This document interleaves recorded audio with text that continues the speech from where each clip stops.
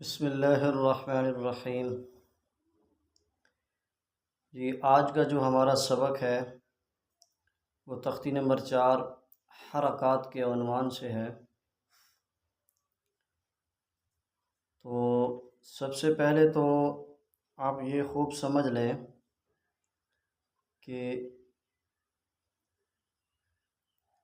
قاعدے کی کل 6 تختیاں ہیں۔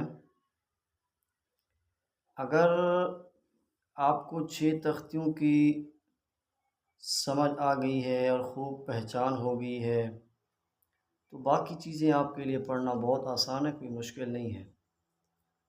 اور وہ 6 تختیاں کون سی ہیں؟ پہلی تختی ہے حرکات، اور دوسری تختی ہے تنوین، تیسری تختی ہے کھڑی حرکات، چوتھی تختی ہے مدہ ولین، پانچویں تختی ہے جزم یعنی سکون، اور چھٹی تختی ہے تشدید۔ باقی جو تختیاں ہیں وہ انہی تختیوں کی مشقیں ہیں۔ اگر آپ کو ان 6 تختیوں کی پہچان ہو گئی، خوب سمجھ آ گئی، تو آپ کے لیے پڑھنا بھی آسان، پڑھانا بھی آسان، سمجھنا بھی آسان اور سمجھانا بھی آسان ہو جائے گا انشاءاللہ آسانی۔ تو سب سے پہلے تو آپ یہ سمجھیں کہ حرکات کو پڑھانا کیسے ہے۔ سب سے پہلے تو طلباء کرام کو حرکات کی خوب پہچان کرائیں کہ حرکات کس کو کہتے ہیں۔ حرکات کی خوب پہچان کرائیں اور حرکات کی جو ادائیگی ہے اس ادائیگی کی خوب مشق کرائیں۔ اس کے بعد زبر کو ادا کرنے کا معیار کیا ہے؟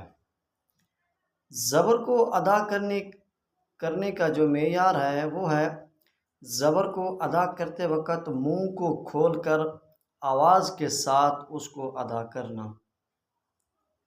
آگے ہے زیر کو ادا کرنے کا معیار کیا ہے؟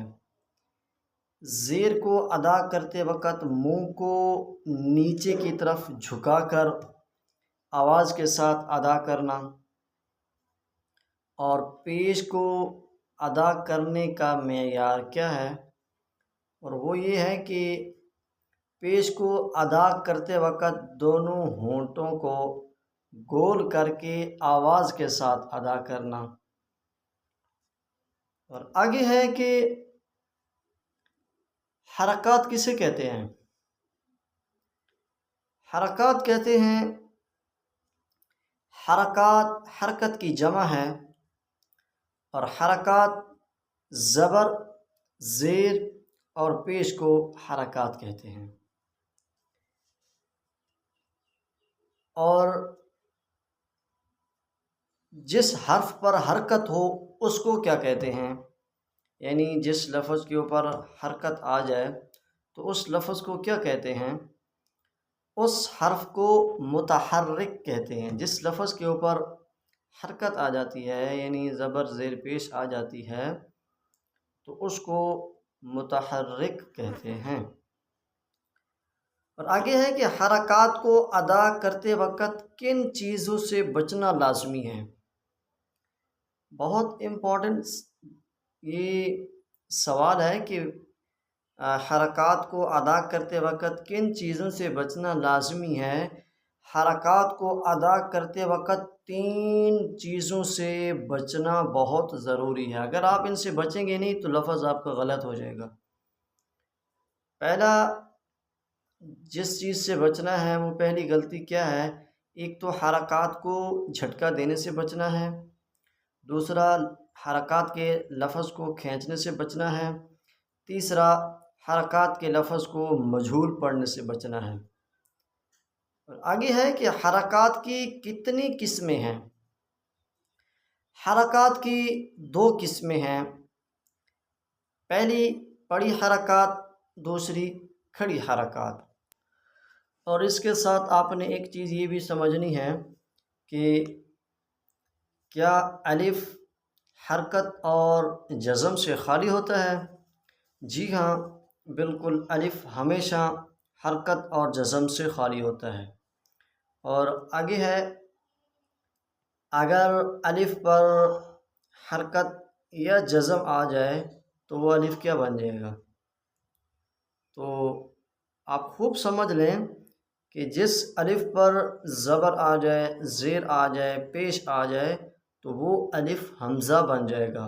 جیسے کہ اس تختی کے شروع میں بھی یہ لفظ ایسے لکھا ہوا ہے الف کی شکل میں، تو چونکہ اس کے اوپر زبر ہے، زیر ہے اور پیش ہے، تو اس کو الف نہیں پڑھنا ہے، اس کو حمزہ ہی پڑھنا ہے۔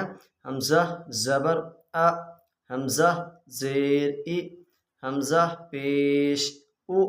تو اس طریقے سے اس الف کو حمزہ پڑھنا ہے، کیونکہ زبر، زیر اور پیش کی وجہ سے۔